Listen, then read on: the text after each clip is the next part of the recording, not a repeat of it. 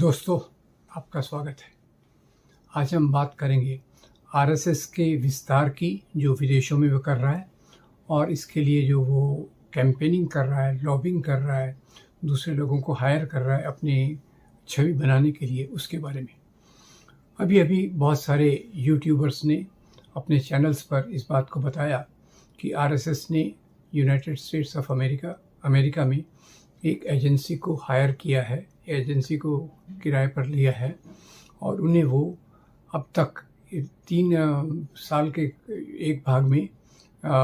3/4 भाग में वो $3,30,000 उनको दे सके हैं, उन्होंने दिया है। अब आरएसएस के स्पोक्स पर्सन, जो उनके प्रवक्ता हैं, आम्बेकर, उन्होंने इस बात से इनकार किया है। पर ये बात कई वेबसाइट्स पे, कंपनियों की वेबसाइट्स पे और यूएस सीनेट की वेबसाइट पे है, क्योंकि यूएस में, अमेरिका में ये कानून बहुत कड़क है कि अगर कोई विदेशी फंड आता है तो उसका सोर्स और वो सब क्लियर होना चाहिए। तो ये बात तो साबित हो गई ये वेबसाइट से कि आरएसएस ने ये पैसा इस एजेंसी को दिया, स्क्वायर पैटर्न बॉक्स, और इसका काम है इसका इमेज अमेरिका में अच्छा करना। अब ये मज़े की बात है कि ये जो एजेंसी आरएसएस का इमेज बनाने के लिए काम कर रही है, यही एजेंसी पाकिस्तान का इमेज बनाने के लिए भी काम कर रही है। उनकी एक अच्छी छवि का निर्माण करने के लिए ये अमेरिका में काम कर रहे हैं। अब पहला सवाल ये उठता है कि आरएसएस ने ये पैसा कहाँ से दिया, क्योंकि आरएसएस तो एक, जैसे प्रधानमंत्री जी ने कहा, सबसे बड़ा एनजीओ है, और भागवत जी ने कहा ये रजिस्टर्ड नहीं है। और ये जो चलता है, इनके जो गुरु दक्षिणा आती है दशहरे के दिन, इनके सब स्वयंसेवक प्रचारक इनको गुरु दक्षिणा देते हैं, उससे ये आता है। अब गुरु दक्षिणा से जो इनकम होती है उसके बारे में सवाल उठाए गए थे कि इस पे इनकम टैक्स लगना चाहिए, पर एक ट्रिब्यूनल ने बहुत सहानुभूतिपूर्ण इनका केस देखा और कहा क्योंकि ये एक अच्छे इरादे से गुरु को दिया हुआ एक गिफ्ट है, गुरु को दिया हुआ एक सम्मान है, तो इसके लिए इस पे इनकम टैक्स नहीं लगाया जाना चाहिए। अगर ऐसी बात है तो अमेरिका में उन एजेंसियों को ये $3,30,000 किसने दिए, ये पहला सवाल है। दूसरा सवाल ये है कि अमेरिका में जो भारतीय अप्रवासी नॉन रेसिडेंट इंडियंस जो वहाँ हैं, वो ज़्यादातर, उनमें से कई लोग आरएसएस के बहुत बड़े हिमायती हैं, बहुत बड़े उनके सपोर्ट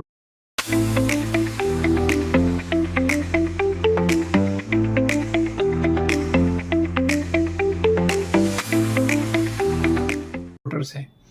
तो किसने पैसा दिया होगा ये तो बताना मुश्किल है, पर एक बात निश्चित है कि आरएसएस को इस समय अमेरिका में अपना इमेज,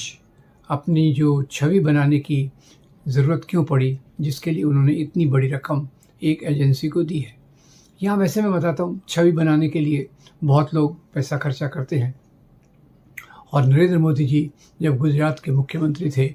तो 2007 के चुनाव के पहले उन्होंने खुद का एक छवि बनाने के लिए एक अमेरिकन एजेंसी एप्को को लिया था, जिसके बाद एप्को ने इनको सलाह दी कैसे अपना इमेज बनाया जाए। और यही एप्को कंपनी बहुत सारे युद्ध के फेवर में, युद्ध होना चाहिए उसके लिए, और कई डिक्टेटर्स जो तानाशाह हैं उनका इमेज बनाने के लिए भी ये कंपनी काम करती है। अब खैर, अब जहाँ तक आरएसएस का मामला है, आरएसएस का तो अमेरिका से एक प्रकार का समांतर गाड़ी चलती है, और ज़्यादातर आरएसएस, भारतीय जनता पार्टी और इसके पहले भारतीय जनसंघ, ये अमेरिकन नीतियों के बहुत बड़े समर्थक रहे हैं। फिर इस समय ये इमेज बनाने की क्यों ज़रूरत पड़ी? एक तो ऐसा है कि जैसे हम इमेज बनाने की बात देखें तो अमेरिका ने जो भी नीतियाँ ली, इवन उन्होंने जब दूसरे देशों पे हमला किया, जैसे वियतनाम में हमला किया, तो उनके समर्थन में उस समय भारतीय जनसंघ थी, वो खड़ी थी, आरएसएस खड़ा था। एक दुनिया के धरातल पर उन्होंने हमेशा इनकी नीतियों का ज़्यादातर समर्थन किया है। पर अभी क्या बात आन पड़ी है जिसके कारण आरएसएस को इस प्रकार की विदेशी एजेंसियों को फंड देना पड़ रहा है? तो पहली बात तो ये है कि अभी कुछ दिनों से, कुछ सालों से अमेरिका की विदेश नीतियाँ और भारत की नीतियों में कहीं एक थोड़ा सा मनमुटाव हल्का सा है, जिसमें भारत चुपचाप अमेरिका की बातों को स्वीकार कर रहा है पर उसको फॉलो नहीं कर रहा। कई बातों में ऐसा देखने को मिलेगा। दूसरा ये है कि अमेरिका के अंदर जो कई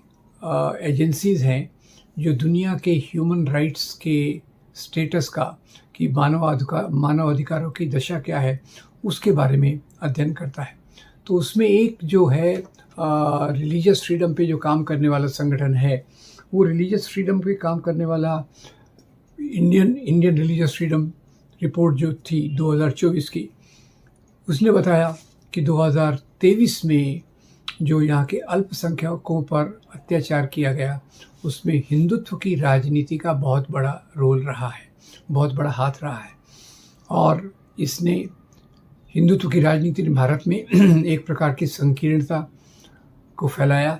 और दूसरी ऐसी बहुत सारी नीतियाँ ली, जैसे गाय के नाम पर लिंचिंग, फिर CAA, बहुत सारे सांप्रदायिक दंगे, और जिसमें क्रिश्चियंस को टारगेट किया गया, मुसलमानों को टारगेट किया। ऐसे उदाहरण जो 2023 में आए, उसके आधार पर ये रिपोर्ट कहती है कि भारत में अल्पसंख्यकों के मानवाधिकारों का बहुत उल्लंघन हो रहा है। तो ये तो एक एजेंसी है जिसने ये बात कही। अभी दूसरी जो एक खास एजेंसी है, वो है रटगर यूनिवर्सिटी में,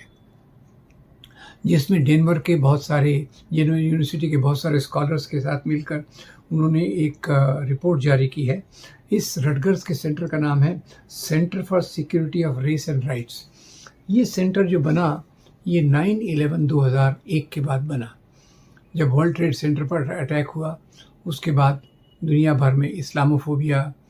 तेज किया गया, अमेरिकन मीडिया के माध्यम से, दूसरे देशों के मीडिया के माध्यम से, और उसके कारण उसकी मॉनिटरिंग करने के लिए कि किस प्रकार से मुसलमानों को, अरबों को, अरब के लोगों को किस प्रकार से प्रताड़ित किया जा रहा है इस इस्लामोफोबिया के कारण, इसका ये मॉनिटरिंग करती है। और इसकी रिपोर्ट के अनुसार भी भारत में जो अभी हो रहा है हिंदुत्व की राजनीति के द्वारा, वो अल्पसंख्यकों के लिए बहुत तकलीफ़ देने वाला है, अल्पसंख्यकों को हाशिए पे धकेलने वाला है, ये रिपोर्ट आई है।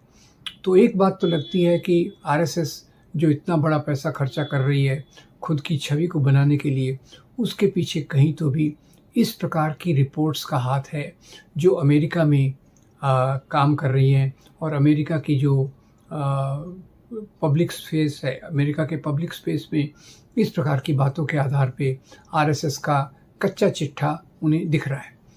तो इसको न्यूट्रलाइज करने के लिए, इसका विरोध करने के लिए RSS ने ये किया होगा, ये एक बात है। दूसरा ये भी बता दूं, इन रिपोर्ट्स में जो रटगर यूनिवर्सिटी के हैं वो बताते हैं कि इनके जो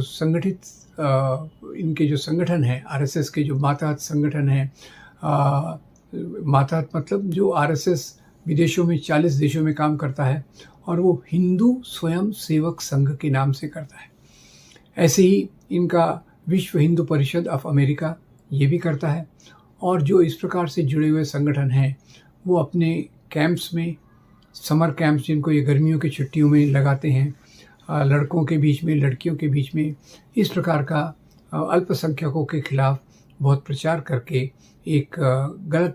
दुर्भावना इनके खिलाफ पैदा करते हैं। ये इन रिपोर्ट्स में आया है जो रटगर्स यूनिवर्सिटी के इस सेंटर ने एक